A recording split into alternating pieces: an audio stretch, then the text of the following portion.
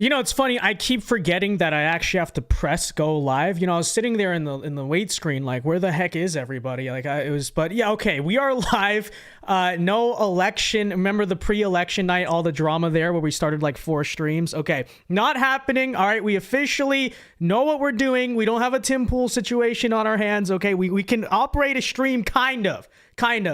But ladies and gentlemen, we are live, as I said in the community post earlier today, and I've been hinting at. Now that the election is over, I do want to do like weekly live streams. I'm thinking every Tuesday and Thursday night around this time, 9 p.m., 9:30 or so Eastern time. So that's the plan going forward into the next year. So make sure you're tuned in, make sure you're joining us, and eventually, as we level up the production and the content here, maybe it turns into a nightly news show sometime next year. I have no idea. But for now, guys, we're live tonight. We're going to be covering a number of stories. First of all, you know, the election was officially 7 days ago.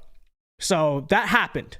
Let's all take it in. Final takeaways from the election. We're going to start with that since we have not been live since election night. Secondly, Donald Trump is naming a number of people to his cabinet, including Vivek Ramaswamy and Elon Musk being named to the Department of Government Efficiency, aka DOGE. We'll give you our thoughts on that and some other takeaways on other cabinet picks. Apparently, conservative Republicans in the House are trying to challenge Mike Johnson for the speakership. Is that the right idea? We'll give you that. The Senate race going on right now in terms of the Senate Majority Leader. Will it be Rick Scott, Thune, Cornyn? What's going on? Some thoughts on that. Also, MSNBC is apparently going bankrupt and may be sold off to Comcast very soon.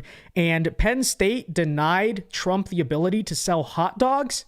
What a woke university. All right, to talk about that and more, joining us is our co-host back once again, Ryan Manning. Welcome to the show. How you doing?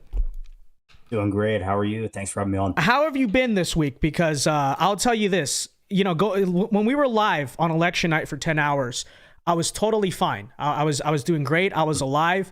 And then all of a sudden, the next day, you feel the biggest crash of your life. And I think it's partially because, like, when your adrenaline is running for 10 hours straight, you don't feel it, but after that your body's just destroyed. I don't know, was I the only one who had that feeling? I'm 100% with you on that. I mean, I didn't just feel it the next day. I felt it for days afterwards. Yeah, for like the entire week. So if you guys wonder, slow way trying to get back the energy. Right. So if you guys wonder, hey Vince, you know, your commentary hasn't been super insightful this week. We're trying. Okay, there's nothing going on up here. All right, but it's a lot of work going into it too. It tires you, man. Yeah, no, it is true. It is true. So guys, we'll get into our stories here tonight very soon. But firstly, I do want to say, make sure you leave a like on the stream. We got almost 300 live viewers. Pretty good for our first weekly stream here. So make sure you hit a like. Let's get the stream to 100 likes. And if you got thoughts, comments, any insight to give, or you just want to support the show, feel free to do so via the super chats. And all your super chats for the next 2 months are going to go to our travel funds for the inauguration in 2025. Big stuff is coming. If you'd like to contribute, support the work, feel free to super chat. Obviously, you don't have to because we're still in the last days of the Biden-Harris economy. So I understand money's tight for all of us. But with that said, all right, let's get into this. Ryan, you want to lead it with our first story, the election, again, 7 days ago. What are we looking at? What was the final result? Yeah, 7 days ago, America chose who's going to lead this country for the next 4 years. And it was an electoral college landslide and even a popular vote landslide. It's the most Republicans have gotten in the popular vote in my lifetime and many viewers' lifetime. It's been a long time since they had a popular vote share of over 50%. It was quite shocking. And even record numbers amongst Latino voters and voters aged 18 to 29 nearly got 50% of both those categories. Yep. Exactly. And look, I'll say this. First of all, the reason we're talking about this is because I don't want that whole story to be forgotten. Okay. Remember where you were 7 days ago. Where were you when the race was called? Where were you when Pennsylvania was called? Because that's going to be a moment you're going to remember for the rest of your life, and take it in, because you're never going to see anything like that ever again. You're never going to feel that. Republicans will win more elections, I'm sure. I hope, at least. No, but after, Tuesday night, I think it's looking pretty good. But you're never going to see someone like Donald Trump once again come around. And I was thinking to myself, of all of the emotions I had that night, but now 7 days later, what I still feel.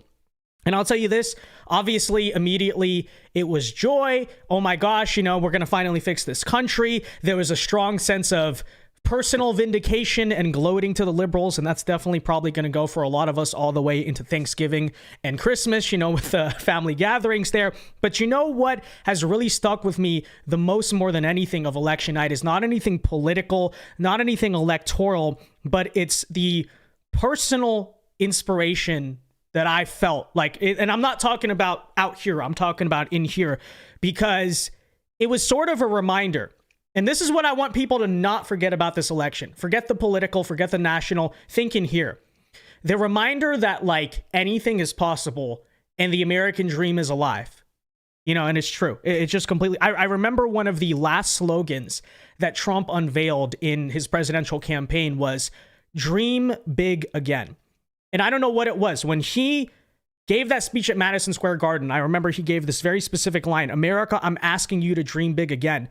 As a young man who grew up, and a lot of us, in Gen Z, it's funny because a lot of older people look at our generation and they ask, why don't Gen Z people feel proud to be an American? Why is there this sense of discontentment? I think part of it, sure, is like woke universities and all that type of crap. But at the same time, let's also not forget, we are the generation that was raised in the wake of the Iraq War, of the 2008 financial crisis, and the COVID pandemic, right? We were not really raised our entire lives. There's a sense of foreboding of the society we were going to inherit. Okay. And I think I speak for a lot of people my age that for a long time, a lot of our lives, the reason there's so much anxiety and mental health issues in Gen Z, the reason why a lot of Gen Z people don't feel proud to be an American is because we see where it's headed, right? The prosperity that the older folks in the audience might have felt, during the 80s and 90s, you guys enjoyed the good times. That's not the America we grew up in, just to tell you the honest truth. But I looked at what happened, we have this feeling like, it's a rigged system. It's stacked against us and national decline is inevitable. And then what happened in 2016? This guy rode down the escalator, okay, total like 1,000 to 1 underdog, and single-handedly took on the system and won, right? He beat the system once. Then the system struck back, and in 2024, as you know, I don't need to repeat the speech about that, but made the greatest political comeback in history. That is a story that, again, forget the political, forget the historical, on the personal level. I think you now have a situation where a lot of young men in this country, especially our age, but I think a lot of people feel that, right? Dream big again, who were checked out of the system, have now checked back in, right? People are starting to believe again. And I can say, as a very young American, 21 years old, for the first time in a long time, a personal thing is different, but on like a national level and a societal level, for the first time, I kind of look to the future with an actual sense of hope. Like an actual sense of optimism that things are going to be good. Our best days are yet to come. And there is something about, again, the story of Donald Trump that I think is going to inspire a lot of people. I think about all the young people out there that, are on our side that, again, were probably disaffected, probably checked out of the system. And 10 years from now, the inspiration of this moment, like how many people who, again, felt so demoralized for a long time are now going to go start that risky business that people said was idiotic, right? What next Amazon is going to be born out of this moment? How many people are going to now chase that dream again that they formerly gave up on because of the inspiration of like what Trump basically showed, that like, yes, the American dream is alive. Yes, we can do this. And that's something I think, firstly, never want to forget. But secondly, after all this is gone, right? After Trump is out of office and the political ramifications of it will still be felt, but maybe not as actively remembered. That's something I think I will remember for the rest of my life. It will give me hope and, optimism for the rest of my life. And I think a lot of our audience hopefully feels the same. Ryan, any thoughts though? 100% agree. It really was historic, and it's going to shape really politics and the country for the next probably 30 to 40 years. We are going to see really everything that led into this and what is going to happen over the next 4 years affect us for a very, very long time. Yeah, no, absolutely there. And I'm looking currently, I believe the House was called for Republicans by at least decision desk yesterday. California is still counting votes, which is a complete disaster. Other thing, Arizona, are they done yet? I'm not. No. I don't So think they look, are. they're never done. This is not part of our scheduled stories, but one political priority in 2026 needs to be winning that Arizona governorship and fixing this election system. Because obviously in 2024, it did not matter. But I can absolutely see a very close election in the future that comes down to either Arizona and Nevada. And if that's the case, we're screwed. Okay, there's no way this can happen where it's going to take like a 1 week to 2 weeks to actually figure out who the presidential winner is. Just saying on that front. Yeah, I'm 100% with you there. And I mean, I'll tell you what's even more shocking. There's still a race to be called in Maine. Like, That's the East Coast. What's their excuse? They had 3 hours. The East Coast. Like they got a head start on everybody. I don't know how that's still getting counted. At least I can give Nevada and Arizona and California some slack because they're 3 hours behind everybody. But I mean, come on, it's not even that big of a state. Yeah. No, absolutely. All right. So election, we're done here. National mandate. I think the going forward. So as great as this is, and I think we should really spend the rest of our year celebrating this to some degree. Don't forget that, have plenty of fun at Thanksgiving. Although according to MSNBC, I saw yesterday or this week, they had a Harvard psychiatrist on to explain to people why liberals have no moral obligation to actually show up and see their families this Thanksgiving because, if it affects your mental health, you don't have to do it. So I don't know. We'll see what happens on that front. But look, really, the next battle is going to be over the staffing, right? Over the Trump cabinet, what positions are going to be filled. And also, obviously the Democrats are going to viciously oppose everything that we do. However, we have control, at least on paper, of all chambers of government. So at least for the next 2 years, that's not going to be a major concern. But there's still going to be a lot of neocons, a lot of bad actors. I don't think it's going to be as bad as the first term, but are still going to try to subvert or water down the Trump agenda.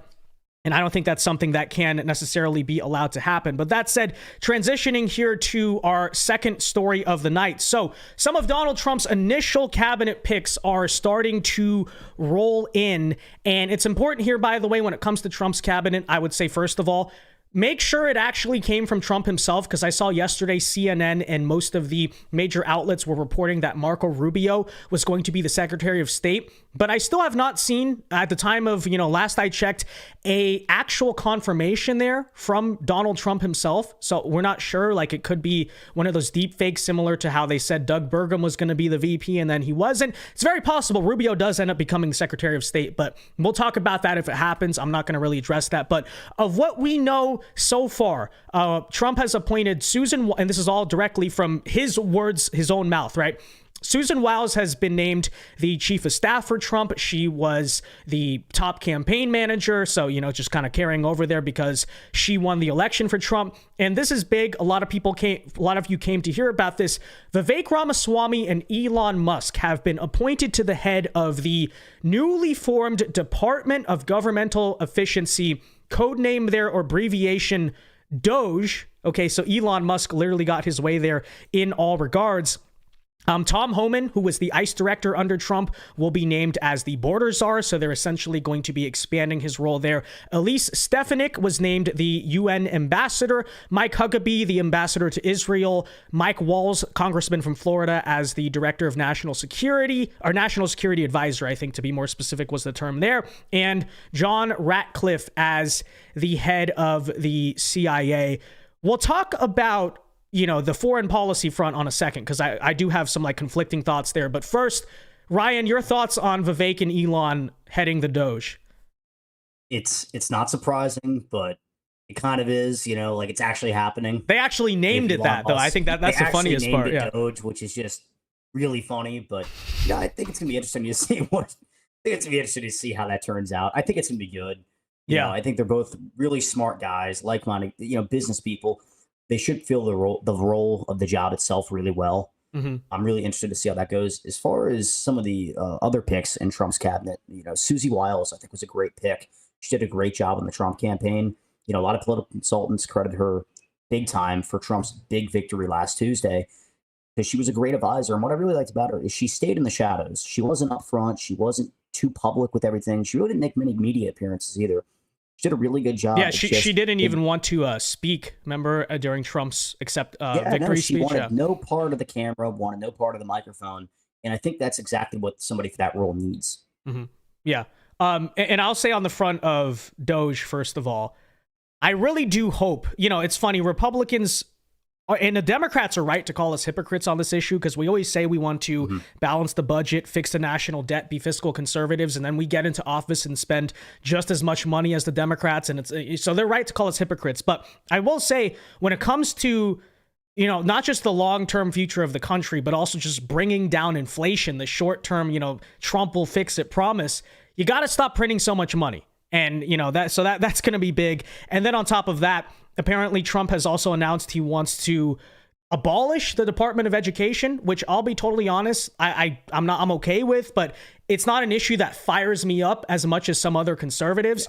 But if that's how he's going to be approaching our federal bureaucracy, I think that is a very positive sign. And I certainly agree on the substance, right? The DOE does nothing. There's no proof that the money they get actually goes to education. I think if you took that money, gave it directly to federal education, distribute it to the states, you'd be much better off.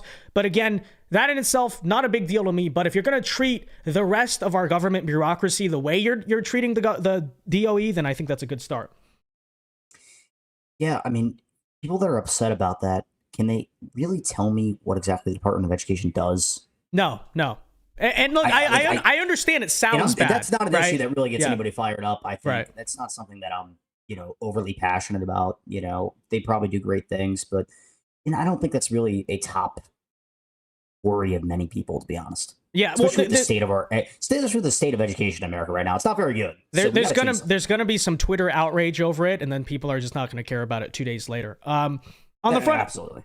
Yeah, so on the front of Susan Wiles, I know that, this pick, a lot of people are really happy about it, but it's interesting because both RFK Jr. and Jeb Bush both said it was a good pick, like Susan Wiles. So, there is probably some concern, where does she really stand on policy? But the big thing I see, right, is, and I think noticing the way Trump's choosing a lot of his cabinet, I think this is what he's going for, is he wants a White House and an administration that is very efficient and organized and competent, right? And there's no denying that Susan Wiles definitely checks all three of those boxes. Now, obviously, the base is kind of on some of the bases. Some of the base thinks it's a great pick, but I think what I've seen so far from this transition is Trump, as happy as it would make some people to appoint like Steve Bannon and Roger Stone to be running the White House, and as entertaining as that would be, I think Trump's logic is it would not be really as efficient or organized or getting stuff done, maybe, or like a tight ship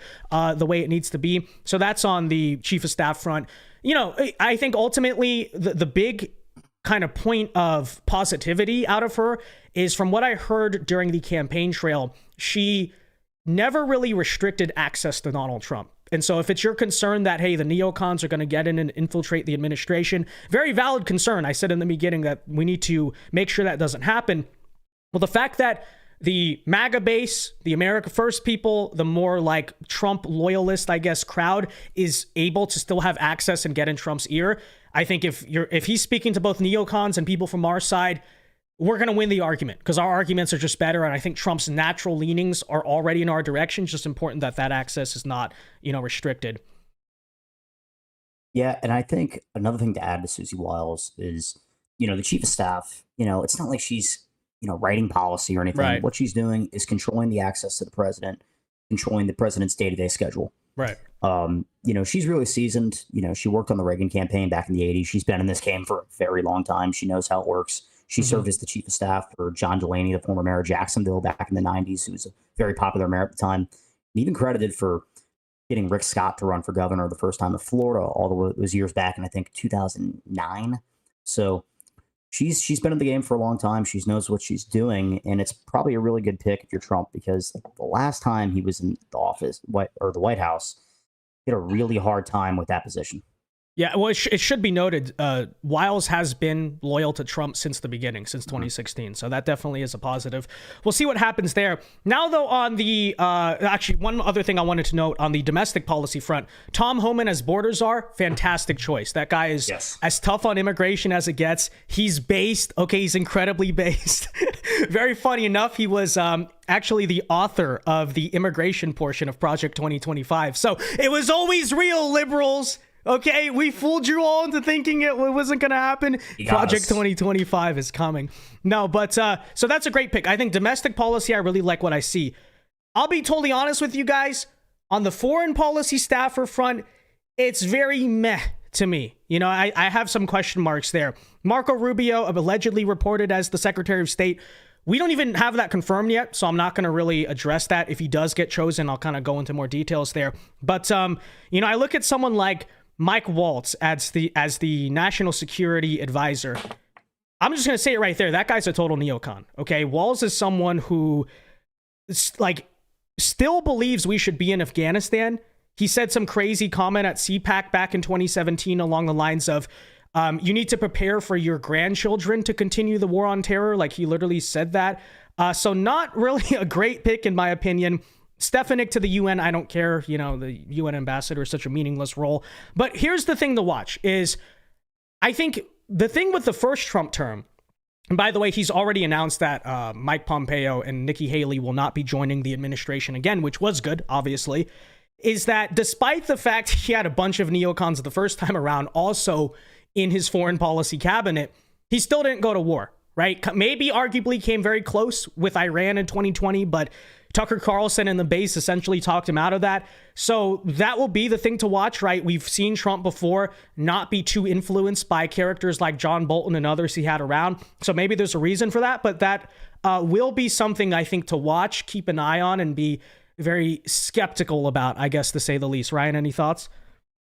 Yeah, you know, as far as the domestic side goes, I think it's a lot of really good picks. I mean, even the Deputy Chief of Staff, Stephen Miller, you know, very trusted another guy I missed. That guy's Trump campaign. Mm-hmm. But oh man, when it comes to the domestic or the foreign policy, it scares me a little bit. Mike Waltz is, like you said, total neocon. We talked about, you know, the war on terror in the Middle East being a generational war. We're talking, you know, I mean, like that's crazy. Right. That wasn't that long. That's not like we're talking 10, 15 years ago. He said this a few years ago. So, but I mean, here, really scary. Yeah, I mean, here's the thing: is I think Trump's natural proclivity always has been anti-war, and we know the first time around the whole reason he brought John Bolton in was because he wanted to hear both perspectives, and he mocked John Bolton while he was still, you know, in the position there. But the issue I might have with Waltz, and something you got to keep an eye on, is forget how he advises Trump. Could there be a situation with national security where, much like Mike Pompeo, he gives outright false intel to try to start war with Iran or some other thing? That could be something I got to keep an eye on, right? Because, you know, my overall take with Trump's cabinet, even the people you think might be kind of lukewarm, is that, you know, so long as Trump is guiding the policy himself, and I think especially nowadays, a lot of these political operators, we'll call them, recognize that there's very little to gain in being a disgraced Trump cabinet member. You know, you had the first wave of people do it. Scaramucci, I see, is still on TV, a lot of those people. But for the most part, the ones who didn't take that grifter sellout route and stuck around now probably stuck around because they realize it is the most politically expedient to just listen to Trump and go along with whatever he wants to say and do. And I think, you know, previewing here because we don't have it confirmed, but Marco Rubio, I think as Secretary of State, not my ideal pick, right? But he to me comes off as someone who's very smart and very savvy, which means he knows and he understands that sticking by Trump and just kind of being a lackey for Trump for 4 years is actually the best way to go, even if he disagrees with it. So, you know, that'll be something. But yeah, Waltz in particular, we'll see what happens. I don't know about that pick, but, you know, like I said, we did see before, and it's not coping, it's true. We did see before Trump had a bunch of neocons around him, but they didn't manage to really influence his decisions in the end. So, yeah, no, it does scare me. I don't think they'll influence the decisions too much, but it's not even the things he said. It's the people he's worked under that has scared me too. Dick Cheney, yeah. Dick Cheney, and most notably, you know, Donald Rumsfeld back in the day, he worked under as an advisor, which is very scary too. You know, just a guy that loves to see bloodshed in the Middle East. But, you know, it's not my favorite pick. You know, I mean, it's something that, you know, I think should probably concern a lot of Americans out there, but I don't think it's going to play too much into it. I don't see us going into war anytime soon in the Middle East. Yeah, that's my thing is like Trump is still ultimately in charge, right? But I will say, okay, knowing the reason I'm telling you guys this is it's going to be very important for us as the base, which we know Donald Trump actually does listen to and care about, and, you know, has responded to us before, has changed stances on things like, for instance, the vaccine, right? Because it was not popular with the base. We need to make it very clear, like, not to be influenced by these people. Like I don't fall for this stuff. And I think, you know, the more vocal, I guess, we can be about it, the better. Because clearly with some of the people he's going to be surrounding himself with, it's kind of questionable. But with that said, we'll see what happens in Trump's cabinet, right? I'm trusting the plan, okay? I'm trusting the vision here. But like I said, just something that you're going to have to keep an eye on. Transitioning now to our next story, unless, Ryan, you have final thoughts on the cabinet? No, I think that covers it. Okay, so this reporting comes from Eric Daugherty on Daugherty? I don't even know how he says his name. He's a great reporter. I don't know how to say his last name. But the guy from Florida's Voice News, I believe, is reporting that apparently conservative Republicans are at the moment planning to challenge Speaker Mike Johnson tomorrow for the speakership. Ryan, I'll get your thoughts here in a second, but can I just say, like, straight up, this is just dumb. Okay, now let me be very clear, because this might be kind of controversial with some people. I understand, like, you know, it's the cool thing to do. It's the based and epic thing to do, to go against the establishment guy currently running the GOP. It's not stupid because of the principle of it. Yes, I think Mike Johnson on some levels has been a pretty disappointing speaker. The reason I say it's stupid, with total respect and total love for our House Freedom Caucus and all of the better conservatives in Congress, is that we literally cannot get a better speaker. Okay, like, we went through this whole circle once. There's a reason why, like, they couldn't get the votes for Byron Donalds. Remember this. They couldn't get it for Byron, not for Jim Jordan, not for any of these people. The makeup of the GOP House has not fundamentally changed since the 2022 cycle. And as much as I sympathize with it, we got to face reality here, okay? It's looking like currently the House majority is going to be about 221, maybe even less than that. It's very narrow, very slim, only a couple people here. The votes do not exist to challenge Mike Johnson. And so what is the ultimate point of it? Like, why would we do it? I mean, I guess you could say that, by doing this, we're going to make Speaker Johnson give us promises that will push him to the right. I guess I could see that angle. But at the same time, if they are totally serious about this, what are you, like, this? Another thing to consider is, I think a big reason we did not win the House this time around by a bigger margin was probably because of all the drama and instability that happened in the House, okay, with all of that turnover and whatnot. This is not to say that getting rid of Kevin McCarthy was not a good move, but you cannot repeat this twice. Like, you need to just go with him for now, okay?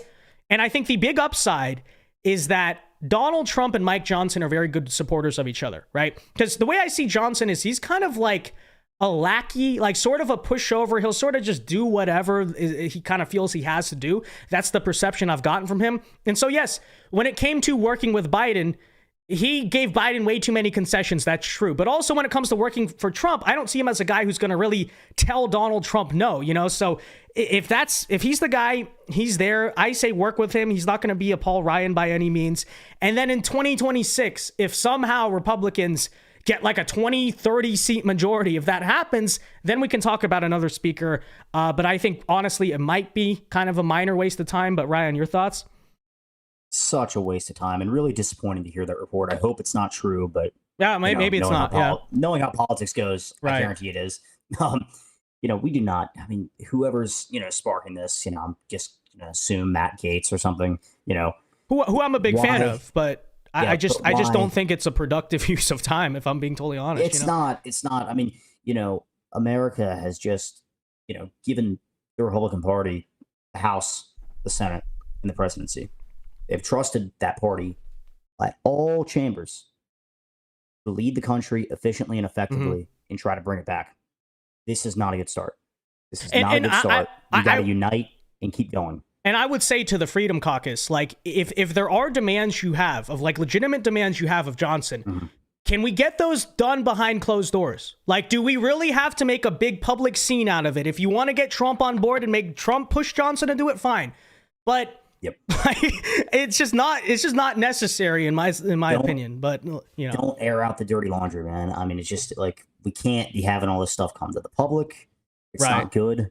It's not good for the country. It's not good for anything. It's not good for the productivity in the House. Because, I mean, the longer we go without knowing who the next speaker is going to be, because Right. even if it isn't Mike Johnson, it's just going to be Mike Johnson 2.0. Correct. It's not gonna be Exactly. anybody That's what I'm different. saying. Yeah. It's going to be just another Mike Johnson. I can't think of anyone right now, but it's just going to be that person. It's not going to Right. be Jim Jordan. It's not going to be Byron Donald. It's not going to be anybody they want.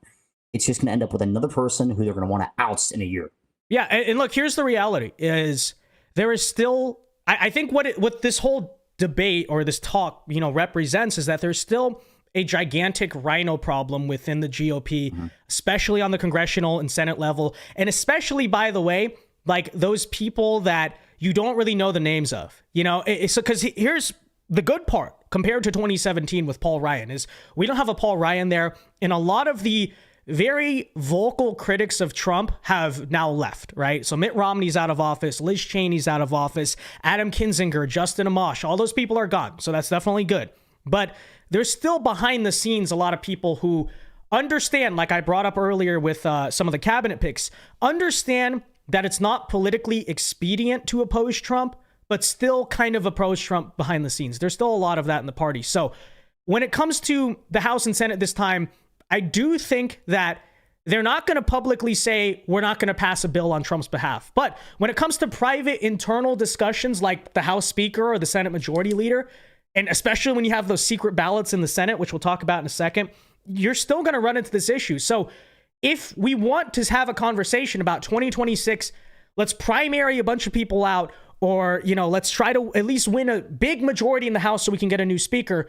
I'm totally fine with that. But like I said, I think the public showing not really the way to go on this. Yeah. But your thoughts? The makeup of the party in the House right now, and even our majority, is just too slim, and the makeup's not there to make this happen. Now, Yeah, this you're could be going to a oust the generational speaker thing. with a 221 majority? Yeah, please. Yeah. I mean, this is something that's slowly going to have to change to get somebody like that the Freedom Caucus wants in there. And that will probably happen in the next 10 to 15 years. But right now is not Right. that time. It's going to be a slow progress to get there. Right. Okay.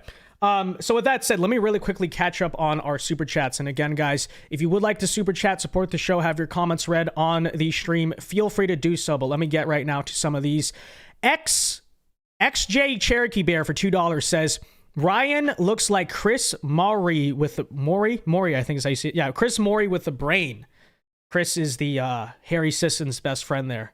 Ryan, your response to this? I'll try to take that as a compliment. Christopher for 5 says Arizona resolution or resolved. Lake lost to Gallego because she's too radical on abortion and doesn't like McCain. GOP candidate was bad. Lamb is the better choice. A new candidate needed. Yeah, thank you for the 5, Christopher. I mean, look, yeah, objectively, Carrie Lake was not the best candidate we can run. But the thing I will say on that front, and we'll transition now to talk about the Senate in that whole situation with the GOP, if Mitch McConnell didn't boycott her, you still could see a Senator Lake. Because given how close it was, right? The polls were saying she's probably going to lose by like 5 to 7 points. Clearly that did not happen. I think the final margin is what? 1 to 2, right, Ryan?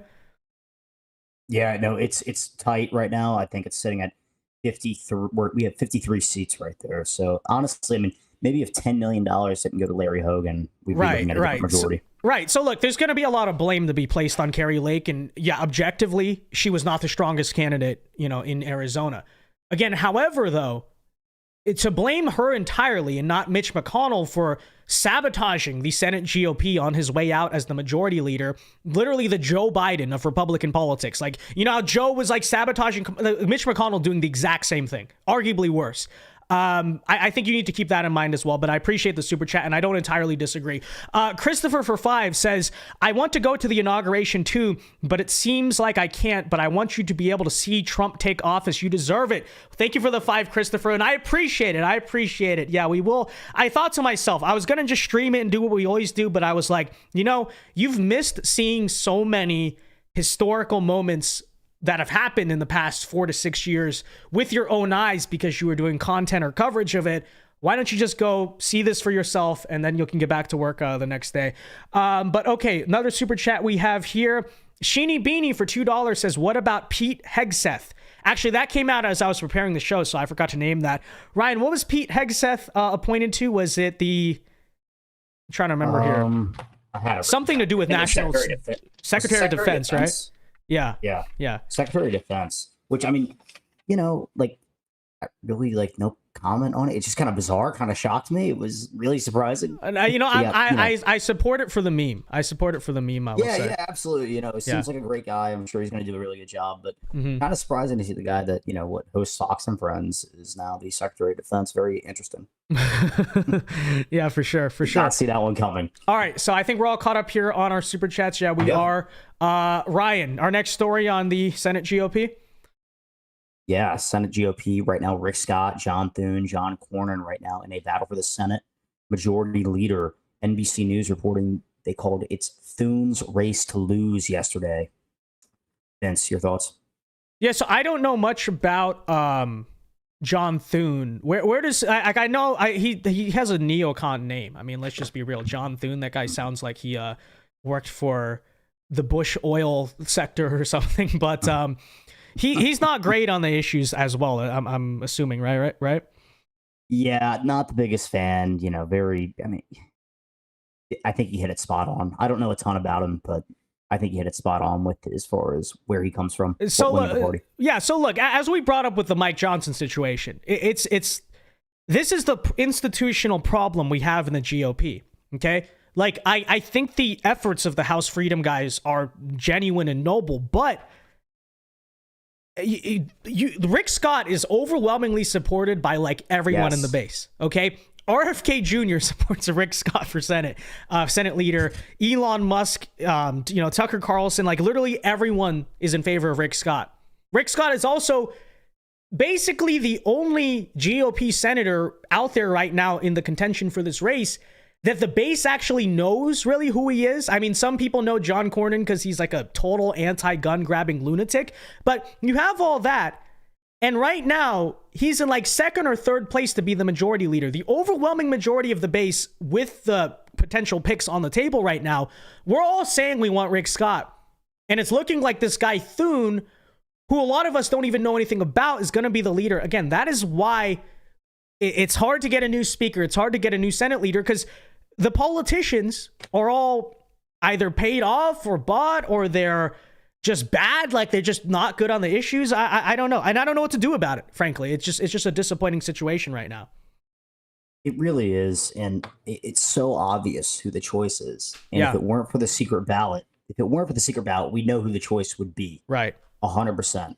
But right now, who knows? It's kind of a toss up between Thune and Scott right now. It looks like, who knows? We may see like the House race where nobody comes to a conclusion on somebody, so they just pump out some new people. I don't know, but I mean, Rick Scott ran for this position a couple years ago against McConnell after the midterms and lost pretty convincingly. But really disappointing because a two-term governor, now a two-term senator, pretty popular in his own state, and has been really a loyalist and an ally to the current to the future administration.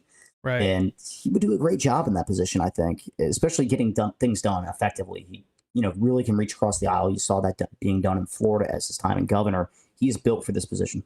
Yeah, and like, it just mystifies me because I understand why you can't get Matt Gaetz or Lauren Boebert as Speaker of the House, okay? Like, it's not really rocket science to me. But Rick Scott is not a guy who's particularly controversial or out there. No. Like he's one of the better senators, but he's far from some type of MAGA firebrand. And yet still the rhinos in the Senate GOP can't vote for that. Like that's not enough for them. Like what do they want? Well, we know what they want. They want John Thune or John Cornyn. It's a disgrace. Mm-hmm. Yeah, I'll say, like, if you're a rhino kind of on the fence about him, well, look at his job as governor of Florida, elected 2 times when Florida was, kind of edging as a blue state at the national level. Right. It was a swing state back then and did a really good job. And even unseated a very popular Democratic senator there, Bill Nelson, years ago when he first became senator back in 2018, the blue wave year. He's won at all levels. He's been able to reach across the aisle and win over independents. I don't see why he couldn't do that on the Senate floor. And as far as Thune goes, while you were talking there, I just did some research, and he talked about the war in Iraq in 2006, and it's about exactly what you think. Talking about how we got to make sure that Iraq or its neighboring countries can never again be a breeding ground for terrorists. Great, thank you, Gio. We know where we're going with that. Yeah, we had a whole national campaign that was all about America first and, no new wars. And then the GOP says, this is clearly a mandate to appoint one of the biggest neocons as our House Majority Leader. It's just, Senate Majority Leader. It's just disgraceful. It really is. And the other thing too is, so I understand Marco Rubio is probably going to be Secretary of State. At least he's in that contention. But again, I get it why you can't have some super far right guy as the Senate Majority Leader, but you couldn't get someone even like Rubio or even like freaking Ted Cruz. I know Ted Cruz, he's a firebrand, but he's not exactly like the super hard MAGA guy firebrand. He's more of just like the conservative talking point fire. You can't get any of these people. It's insane. And let me mention something, especially about Rubio, because that's a guy I think definitely could have been Senate Majority Leader if assuming he's appointed to the position he's appointed to, supposedly. Right. But, what was it? Now, John Fetterman said he's already going to vote for his nomination to approve him. You'd probably do that for Senate Majority Leader, too. You'd probably have his vote there. Yeah, I don't know. It's just totally dysfunctional there. Any last thoughts on the... go ahead. Yeah, why can't we just come to an agreement on something?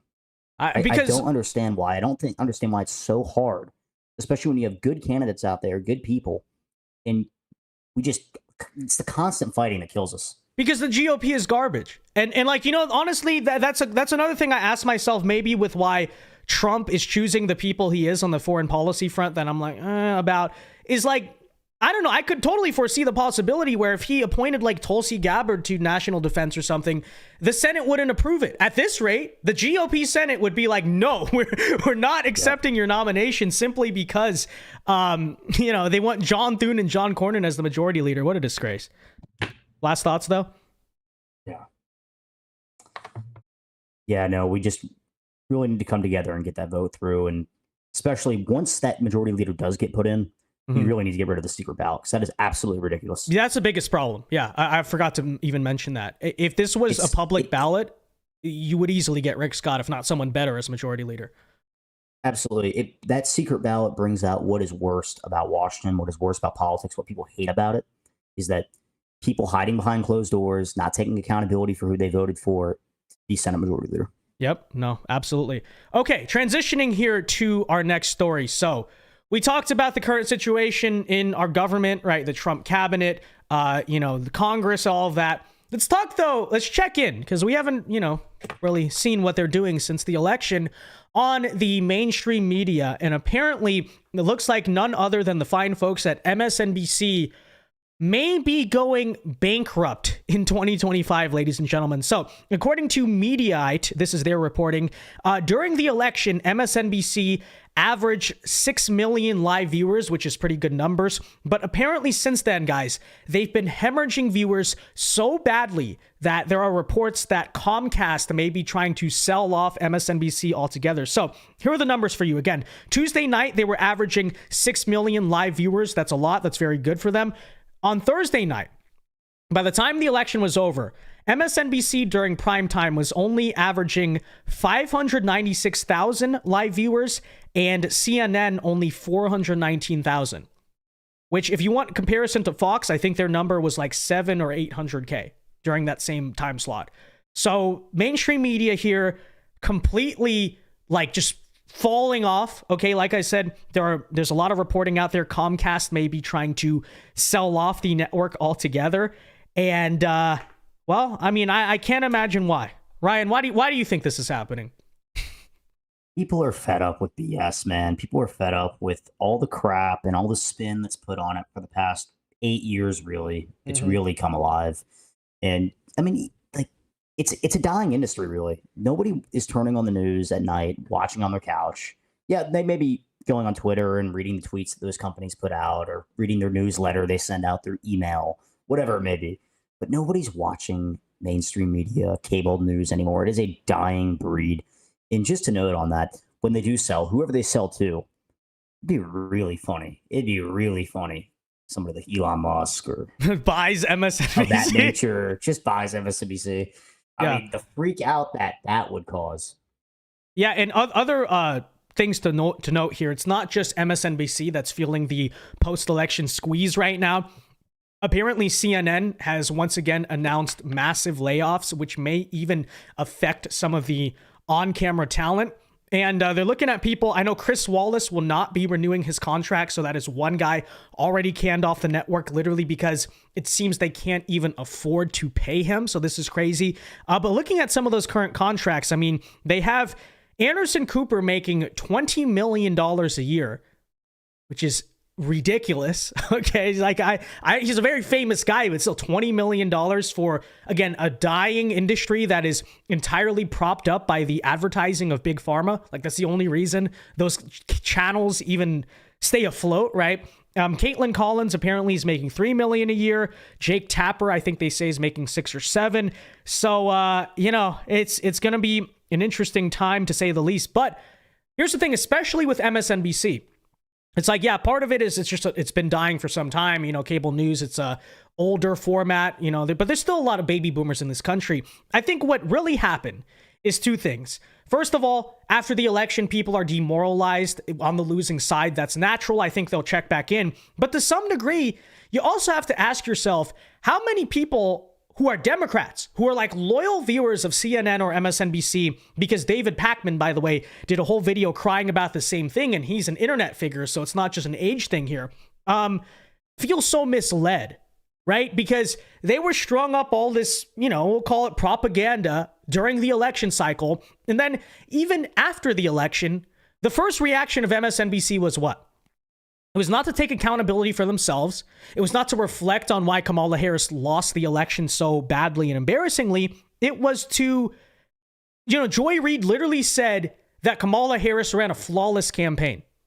Like, that was her actual terminology. It was a flawless campaign. Okay. So how many people are just watching that and saying, I can't put up with this anymore? Like, these people actually have led our party astray. They cheered Kamala Harris, the most astroturf candidate of all time. And now what's happening, I don't just think it's demoralization. I just don't think it's the demographics of age. I think it's also they lost so much credibility in this election. And given the trends with everything else of mainstream media, it's not coming back. Yeah. And I mean, not even to mention the fact they just did not even take accountability for an awful campaign, and partly due to them, because they didn't get a good job selling the message, apparently.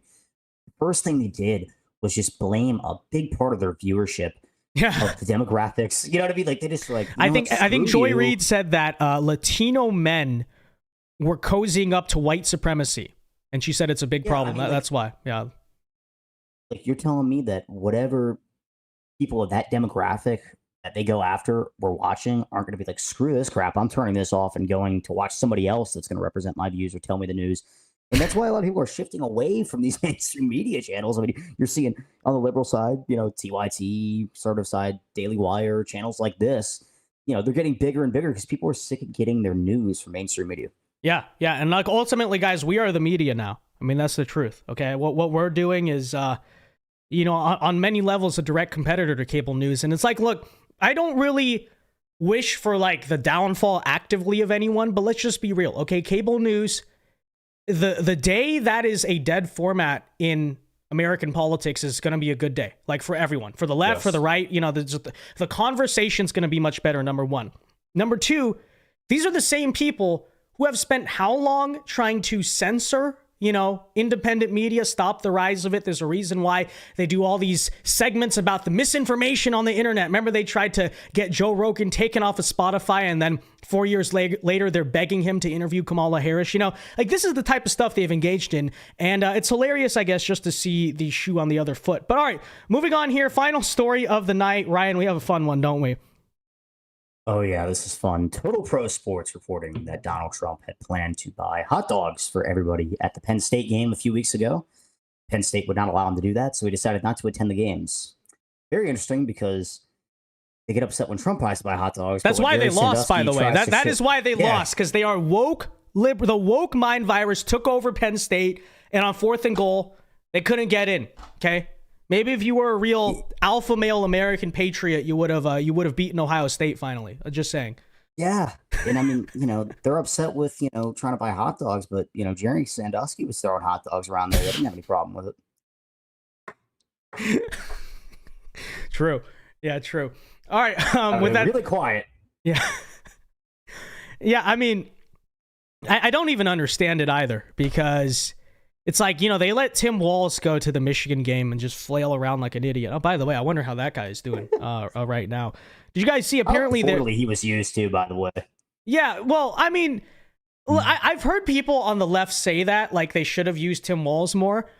But from my perspective, the guy was a liability. I don't know. Maybe that's like my own bias, but they have a segment where he's talking to college students and literally was grabbing his crotch.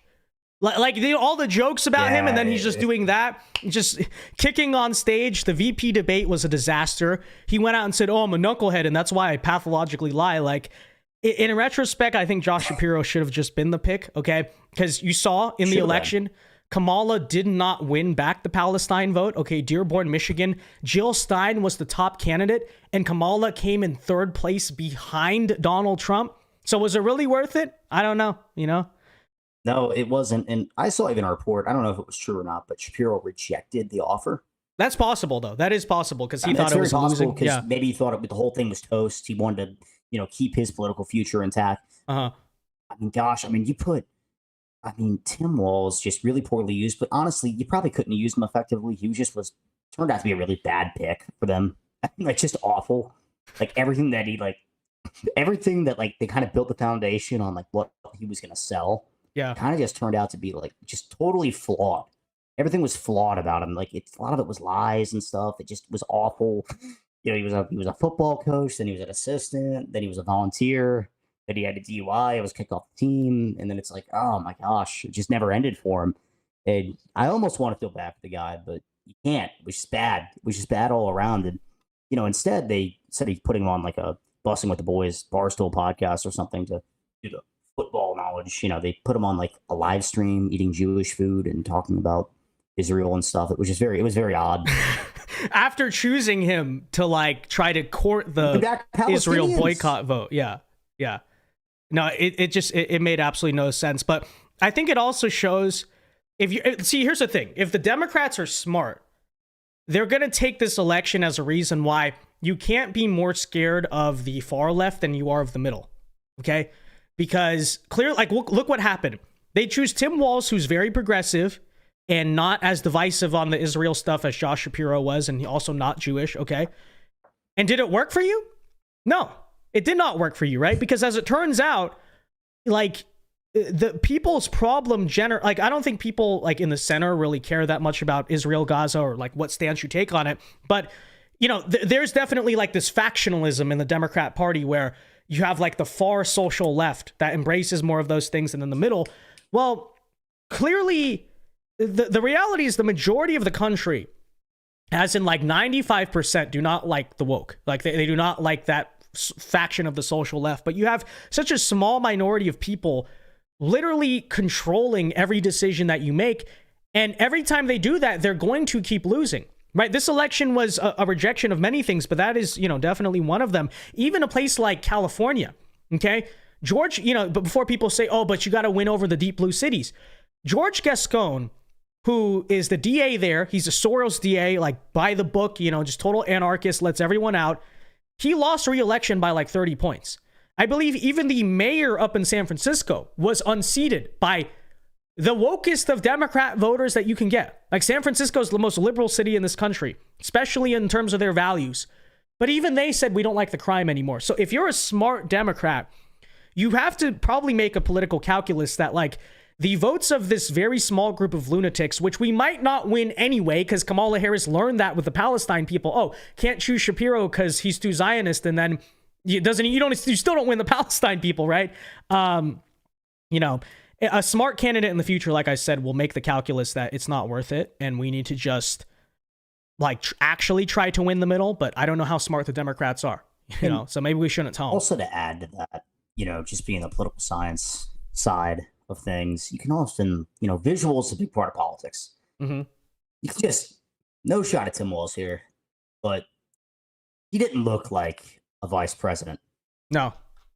Like you close your eyes, you can't see him in the White House. He wasn't there. He just wasn't there for it. They swing and a miss on the Democrats for that. But yeah, I'm sure they'll live and learn. You'd think, but maybe not. I mean, maybe they'll. Just they won't, because they are the most like stubborn people in the country, you know. And I'm sure there are a smart group of Democrat consultants out there that are breaking it down honestly. But like, let's be real. You see the reaction from, for instance, MSNBC. Sexism and racism lost this election, right? And if anything, I don't know, maybe they go and think that, if they really think that, they're going to choose a white guy in 2028, right? Gavin Newsom, Josh Shapiro, someone like that. But if they don't really fix themselves on the issues they stand for, whether it's the elitism and rejection of the working class that actually is the backbone of the Democrat coalition, they lost those people. And if they don't also, I think it's not just a matter of like ignoring the woke, which I think Kamala tried to do towards the end of the campaign, like just kind of pretend they don't exist and try to moderate. But I think the Democrats ultimately need something like a Sister Soldier moment, right? Where like, I think a Democrat who could win needs to be someone who actually goes out publicly and doesn't just ignore them, but says, we are not like these people. We do not associate with these people. We condemn these people.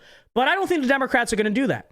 If they did that, they would win. But I don't think they're going to do it at all. Well, I mean, people like Cenk Uygur from the left have been calling for a big change in who they put forward for a very long time, and it just doesn't happen. It doesn't happen. Yeah. And yeah. He's going to continue to be pissed off because I don't see it happening anytime soon. And the worst part is they're going to continue, for them, best part for us is they're going to continue to alienate the base that they're losing, their strongest base. They continue to alienate and blame for losing, and they keep coming over. Yeah. I mean, it's just unbelievable. Like, it's just awful optics. No, absolutely. All right. With that said, guys, that wraps up our story for tonight. So I guess we will read some super chats. So guys, if you got thoughts, comments, any reactions from the news this week, feel free to do so. But let's get here to some of these. Sheeny Beanie for $2 says Mike Lee and Kristi Noem. I'm not sure. Is that discussing the cabinet? Were those actually confirmed, or was that like I think the Kristi Noem was confirmed by Donald Trump?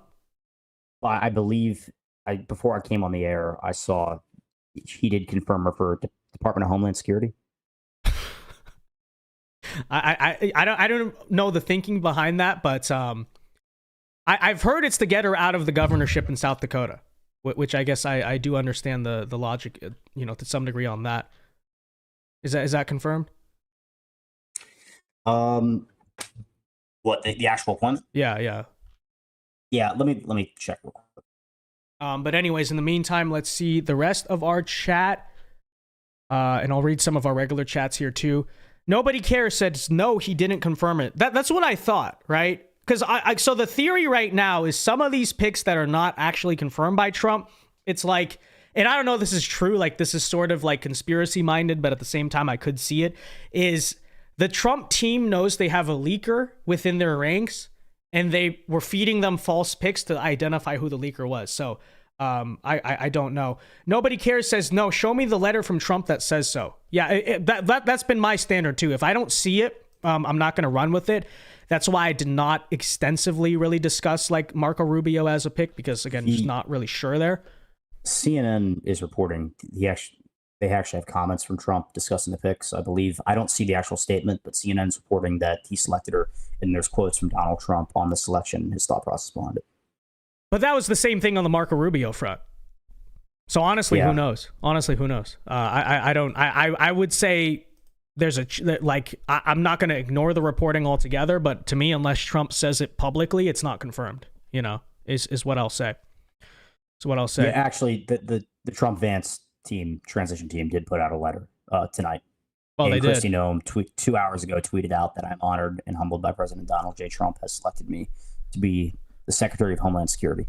And I look forward to working with Border Czar Tom Homan. Okay. Yeah, so there you have it. I heard, though, she's basically going to be like Tom Homan's secretary. Like, that's going to be her actual role in it. Which, in that sense, I guess I do understand. It's kind of funny. Like, get her out of South Dakota and just have her, like, do nothing, basically, for 4 years. And then, I don't know, try to get a better governor there. Maybe I see the vision. All right. I'm kind of trusting the plan on that. Retrocrum says, I really think they chose Rubio, but they are not sure about their pick, so they floated the rumors. I think they employed the same thing as they did to Burgum. No, absolutely. That's absolutely a possibility because we still have not gotten official confirmation on that. And 24 hours later, that rumor is dead. But I don't know, Ryan, if he does choose Rubio, your thoughts, your rating of that pick? Yeah, I mean, I can't be disappointed with it. I don't love it. I'm not jumping up and down for it, but I don't hate it either. I don't think it's bad. I don't think he's not some neocon. He's not Donald Rumsfeld lineage that's going to be starting wars. Yes, he may be a little hawkish, but I don't hate the pick. And also, I think it sets up a really interesting opportunity in Florida. You're going to see that Senate seat, the Governor DeSantis is now going to have to appoint somebody to that Senate seat. Will it be Byron Donalds? Will it be his Attorney General Ashley Moody? They've been both rumored to run for the governorship of Florida, Matt Gaetz. But honestly, I think Governor DeSantis sees himself as probably politically dead here in the next 2 years. There's really no spot for him in politics after the governor spot because those 2 Senate seats have been filled and they didn't look like they were going anywhere. Now Rubio seems to be going to the Trump administration, leaving that spot. I wouldn't be surprised to see Governor DeSantis actually appoint himself the position and start running for the Senate race here and gearing up for the midterms to secure him a spot in the Senate for a very, very, very long time because he's a young man. Yeah, no, I could definitely see it as well. Because I don't think he has much of a shot in 28. I'll tell you. Well, I will say this: if God forbid, if there's a very major recession under Trump, and JD Vance's position as the successor for whatever reason is in jeopardy, then he would be up there. Although I think in that case, knowing the GOP, they would try to push Nikki Haley to be the replacement, which is terrible. Okay, but just the truth. But yeah, I mean, yeah, probably senator for him is the climax of his career because I don't see him ascending to the presidency, especially after what we saw this time around. Yeah, unless you saw this is an awful comparison, but a Joe Biden scenario where he kind of just keeps running and hangs around and keeps running and hangs around and eventually he breaks through. Yeah, because Joe Biden ran for president 5 times or something crazy while he was in the Senate. Yeah, so he could definitely see something like that, but he definitely wants that position. I don't know if he wants to take the heat that he's going to get for appointing himself to it, but I mean, it's the politically savvy move to do, and long-term thinking, he'd be better off for it. Well, all he has to say is all he has to say is okay, Democrats are attacking me for appointing myself to a position. Well, what happened? Yeah, I mean, what did they do?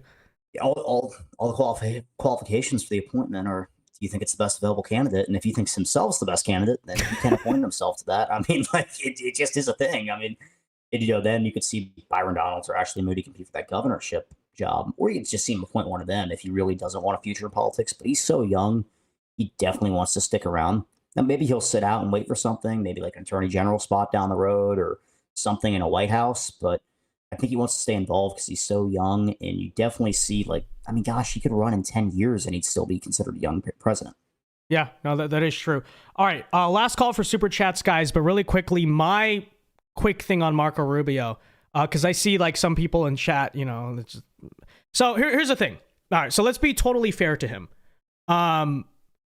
He is not the same guy, at least in politics now, that he was back in 2016. That part is true.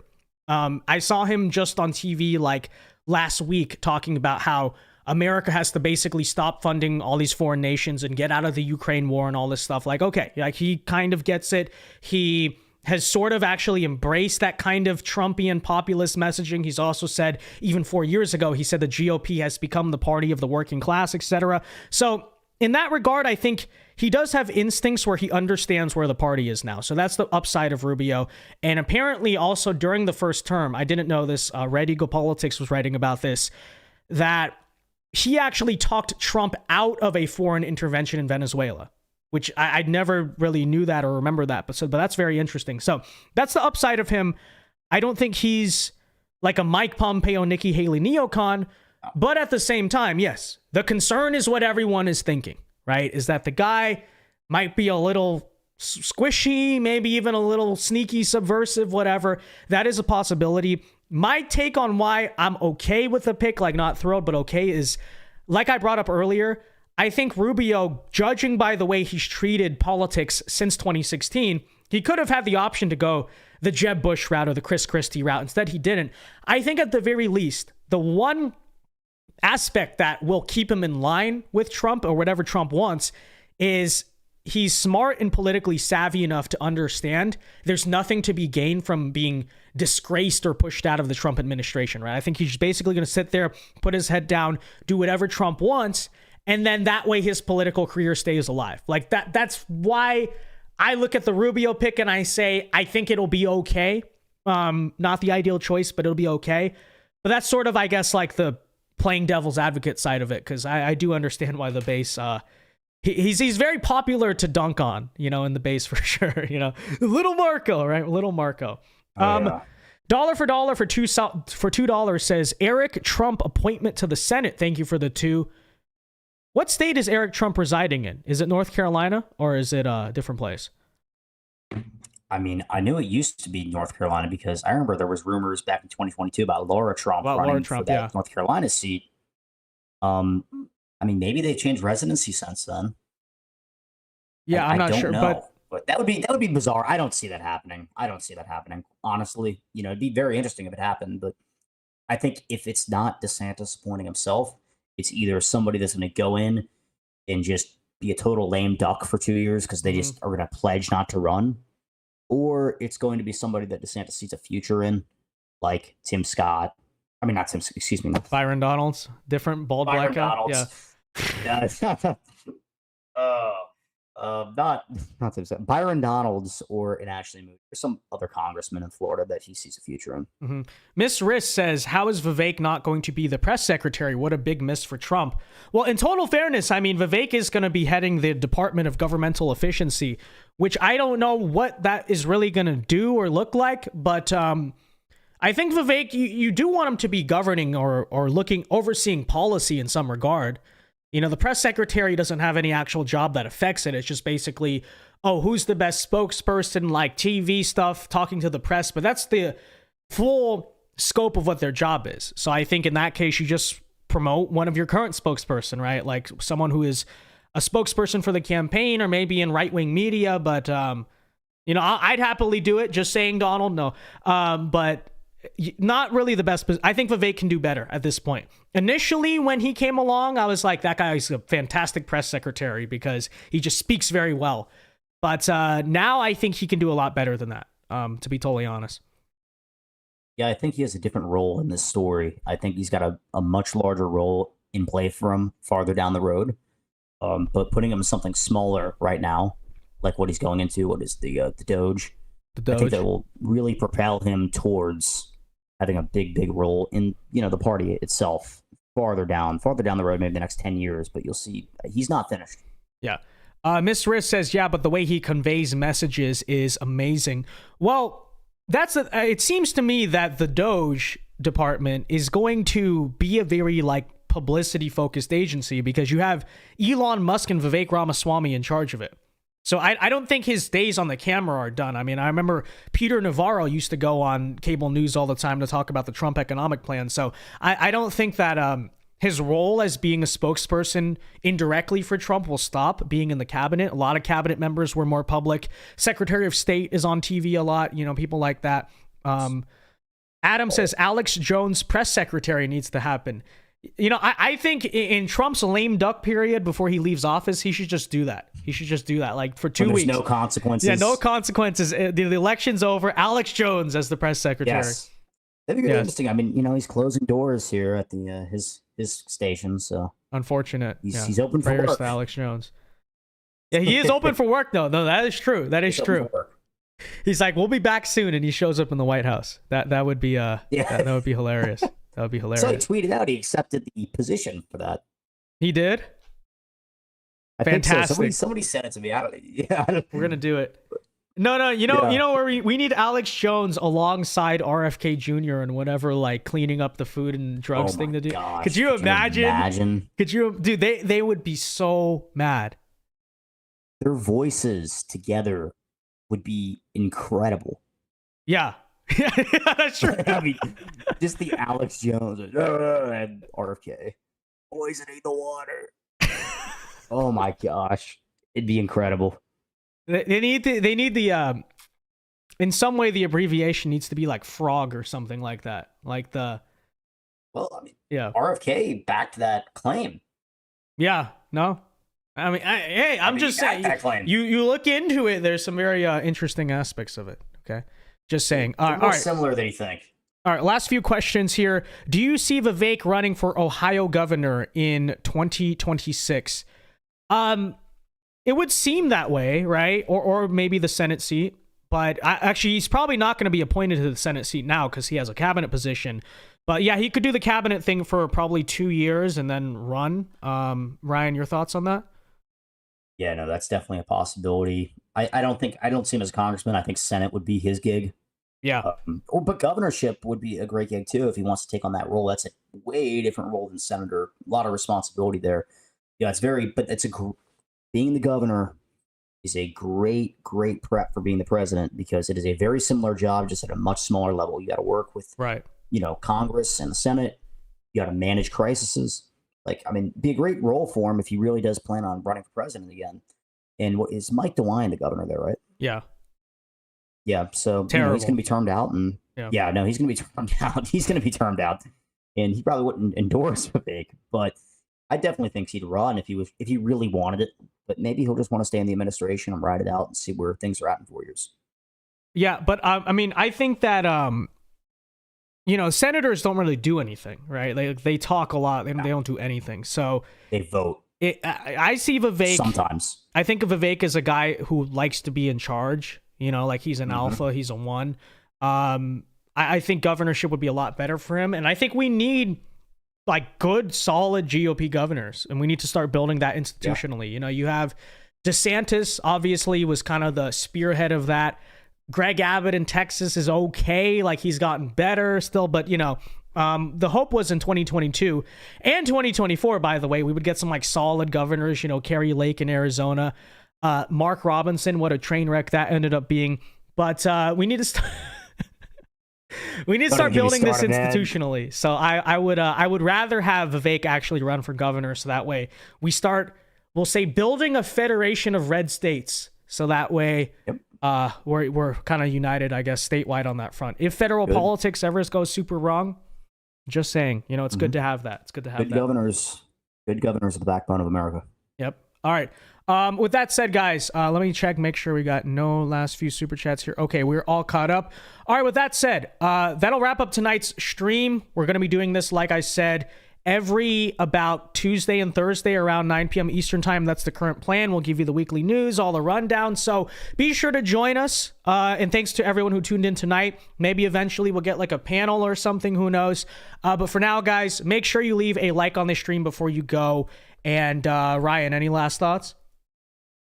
Appreciate you having me on and look forward to talking to you Thursday. All right. Yeah, let's do it. Okay. All right, guys. Thanks for everyone who tuned in. See you guys later. Have a good night. God bless and peace. Should I play the screen at the end? All right, fine.